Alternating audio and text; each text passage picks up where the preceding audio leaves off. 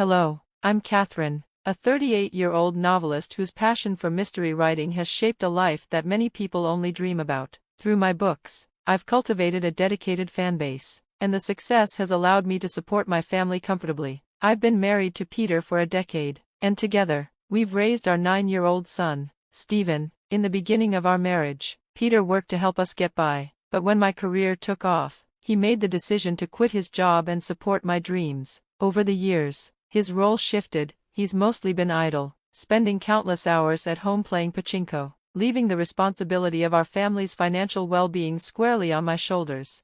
But recently, I stumbled upon a discovery that shattered the life I thought I knew. Peter had been unfaithful, and not just in the most painful way. He had been buying lavish, designer gifts for someone else using my credit card. This betrayal, though buried beneath layers of doubt and hesitation, pushed me to my breaking point. For the sake of our son, I had put up with his indifference and neglect for far too long, but I could no longer tolerate the deceit. I knew I needed to make a change.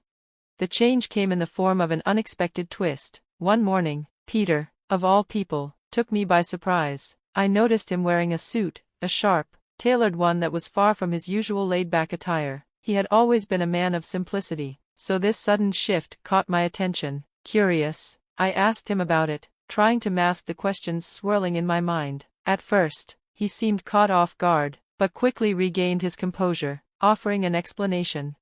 "I have a job interview," he said, his voice steady. "It's time I start working again." His words seemed sincere. I wanted to believe them. I wished I could believe in him and in our future, but a gnawing feeling in the pit of my stomach wouldn't let go. I wanted him to succeed, for the sake of our family and our future. Wishing him luck, I turned back to my writing, consumed by the looming deadline for my next book. Hours passed, and the day turned into night. By the time the clock struck 2 a.m., Peter still hadn't returned. That was when I knew something was wrong. I could hear the late-night silence pressing against the walls, and the mystery of his disappearance weighed heavily on me. What had happened to him, and why had he stayed out so late after a so-called job interview? I couldn't shake the feeling that I was about to uncover something far darker than I had anticipated. When he finally stumbled through the door, it was clear that the evening hadn't gone as he had planned. He reeked of alcohol and an unfamiliar perfume, evidence that couldn't be ignored. Peter collapsed on the living room sofa, barely able to keep his eyes open, his phone slipping from his hand as it landed beside him. It remained unlocked, an open invitation that I couldn't resist. With trembling hands, I picked up his phone. The images I found were damning. Peter, my own husband, was having an affair with none other than my best friend, Nancy. I could see them together at a fancy restaurant, gazing out over the city skyline, their intimate smiles unmistakable. The world tilted beneath me, and I felt my heart sink, a crushing weight pressing on my chest. How could both Peter and Nancy betray me like this? The tears I had been fighting back threatened to spill, but I quickly suppressed them, determined to keep my composure.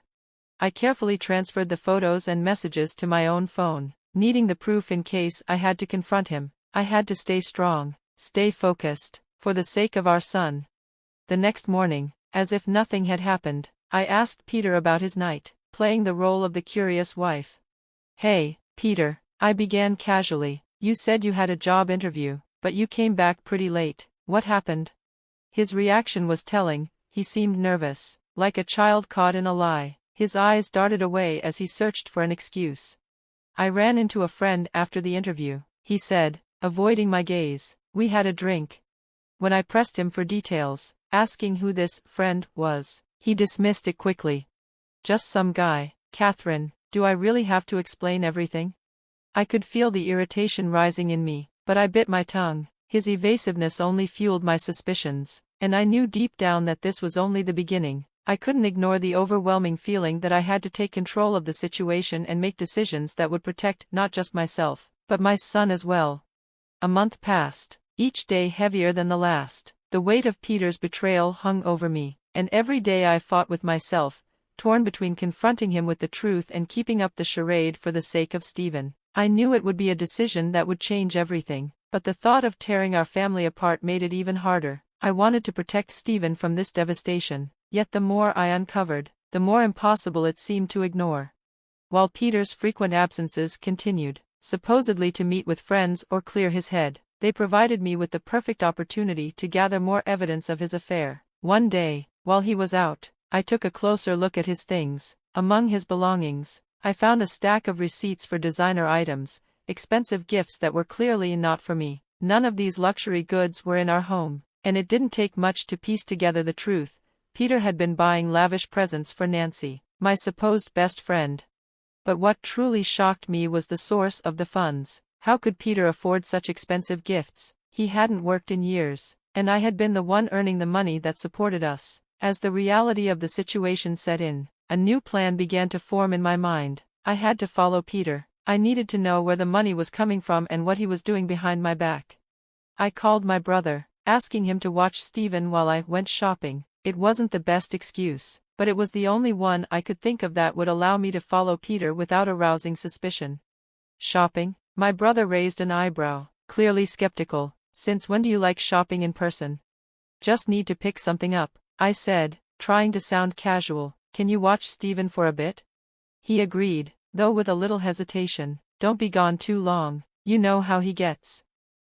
With my brother's help, I was free to track Peter. I followed him to a high-end designer store, where he was walking arm in arm with Nancy. The sight hit me like a slap in the face, but I had to keep my cool. As they approached the counter, I saw Peter pull out a credit card, my credit card, the one I kept hidden at home. He had taken it without my knowledge, using it for his affair. It was the final piece of evidence I needed. The truth was undeniable, and the sting of betrayal cut deep. But now, I had a choice. I could confront Peter, expose his lies, and deal with the fallout, or I could take a different route. The thought of revenge began to take root in my mind. I had the proof, and now it was time to figure out how to act on it. As I continued to gather evidence and plan my next move, I was struck by one more revelation. My son, Stephen, had noticed more than I realized. He had overheard conversations and sensed the tension in our home. My brother had heard it from him. Stephen knew something was wrong. This only deepened my resolve to protect him and shield him from the hurt Peter had caused. One night, as I prepared for the inevitable confrontation with Peter, Stephen came to me, his voice calm but unwavering. "Mom, it's okay," he said, his words a quiet comfort. "I'm on your side. I don't want anyone who makes you sad." His support meant the world to me, and with my brother's help, I began making plans for a new future, one where I could protect my son and rebuild my life. As the long weekend approached, I knew it was time to act. Peter was packing for his getaway with Nancy, oblivious to what was coming. The time for confrontation had arrived. I walked up to him, standing in front of the suitcase he was so carefully preparing. "Peter," I began, my voice steady but firm, "what's with the suitcase? Why are you packing?" I asked Peter as he rummaged through his things, clearly distracted. "Oh, this? I'm going on a trip with a friend starting tomorrow," he said casually, almost too casually, like he expected no further questioning. "A trip?" I repeated, my eyebrows arching with suspicion. "Did you mention anything about that? Seems like a last-minute decision." I couldn't help but let my tone edge with the unspoken knowledge I had of how he had been misusing the allowance I gave him. Peter's irritation flared immediately. He shot me a look that clearly said he wasn't going to entertain my probing. "Don't talk to me about it anymore, Katherine," he snapped, clearly defensive. I wasn't done. Lowering my voice but holding firm, I pressed on. "Are you really going on this trip with just a friend?" I didn't even need to raise my voice. The sharpness in my tone was enough. His reaction was instant. His shoulders stiffened, and I could see his face flush ever so slightly. His body language screamed that he realized I knew much more than I let on. I watched as the realization hit him like a freight train. This was it, the moment everything changed. Peter, ever the manipulator, attempted to deflect again, as if my suspicions were merely an annoyance. "You've been nagging me a lot lately, Katherine," he muttered, almost whining. "It's just a trip with a friend. I don't need to explain myself to you." I could feel the bile rising in my throat, but I held it back with practiced restraint. "Have a good time," I said with biting sarcasm, turning on my heel and leaving the room. In a way, I could almost understand his complacency, the way he seemed to assume I would be okay with his lies. But deep down, I knew, if he had been honest with me, things could have turned out differently. Maybe there would have been room for negotiation, for some semblance of a resolution. Even after everything, I might have considered something like alimony, or at least some form of child support. After all, Peter wasn't always like this. There was a time when he supported me, when he helped me through the toughest part of my career, back when my novel hadn't found an audience yet. I didn't want to carry anger in my heart forever. But this was too far. His betrayal had gone beyond the point of repair. The man I had once relied on for support had become a stranger to me. There was no future in clinging to something that was already lost. It was clear now, for the sake of my son and my future, I had to move forward. I had to put myself first.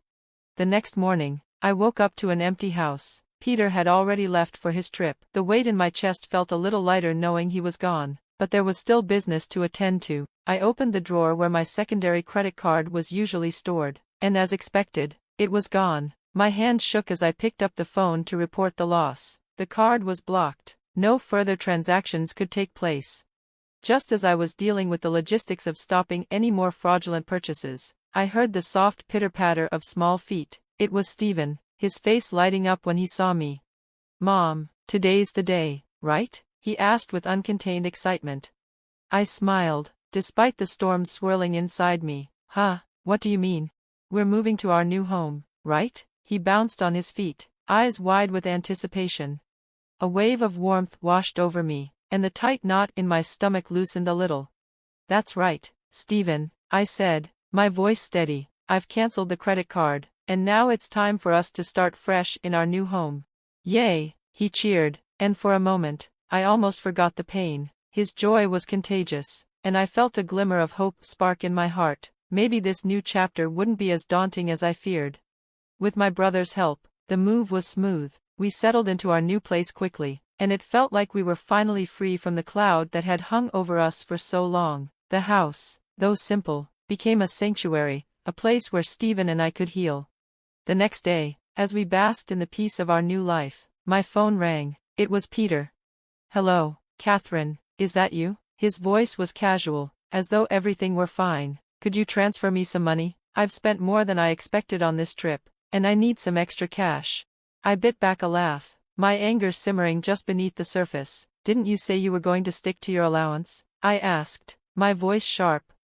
"Come on, don't be like that," he whined. "I can't enjoy my trip if you do that." "Alone? Aren't you with Nancy?" I shot back, not giving him an inch. His silence on the other end was the response I'd been waiting for. "What are you talking about? Who's Nancy?" he stammered, playing dumb, but his panic was evident. I didn't let him off the hook. "It's pointless to play stupid, Peter. Your lies aren't working anymore. It's clear you've been cheating on me with my best friend Nancy. Did you think you wouldn't get caught?"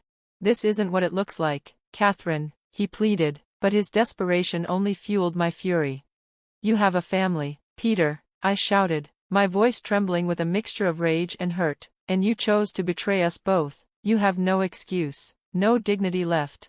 "Katherine, calm down, let's just talk," he tried, but it was too late. My patience had run out. "Calm down?" I spat. "How can I stay calm when I'm talking to the person who has destroyed everything?" The call ended abruptly, and I stood there, panting, trying to regain control of my emotions. My brother gave me a reassuring look, his hand gently placed on my shoulder. Stephen stood beside me, his face a little more serious now, like he understood something important was happening. With a deep breath, I steadied myself. This was it. This was the moment where everything changed, for good. I picked up the phone again, my fingers shaking as I dialed. I wasn't done yet. I called Nancy. "Katherine, what are you doing?" she demanded, her voice sharp and defensive. "Long time no see," I said, coldly. "How's the trip with your best friend's husband going?" She tried to brush me off, but I wasn't having it. "Don't play dumb, Nancy. You sent Peter's stuff to my house, didn't you?" Her hesitation was telling. "What are you talking about?" she snapped, but I could hear the panic in her voice. "I know exactly what's going on, and so does your husband," I continued, my words deliberate. "I made sure he knew the truth. You're a disgrace, Nancy. I never thought you'd do this to me." There was silence on the other end before she spoke again, defensive and desperate. "You're blowing this out of proportion, Katherine. It was just a fling. I'm not interested in him long term. I never would be." "That doesn't matter to me," I said, my voice unwavering. "The fact is, you betrayed me, and I'm done with both of you. I'm divorcing Peter, and I'm going after compensation. You'll pay for this." I can't afford compensation, she said, her voice tinged with panic. Not my problem, I replied coldly. You can figure that out. Maybe ask your husband to help, though I wouldn't count on him being too sympathetic. She tried to plead with me, but I wasn't listening anymore. Goodbye, Nancy, I said, hanging up the phone before blocking her number. The divorce papers went through swiftly, and I demanded compensation from both Peter and Nancy, as well as child support. Peter tried to lean on Nancy, but their relationship crumbled under the weight of their shared guilt, and soon they went their separate ways. Meanwhile, Stephen and I thrived in our new home. He was flourishing, growing up in an environment filled with love and stability. As for me, I was free from the lies, the heartache, and the deceit. It was time for us to move forward, stronger than before.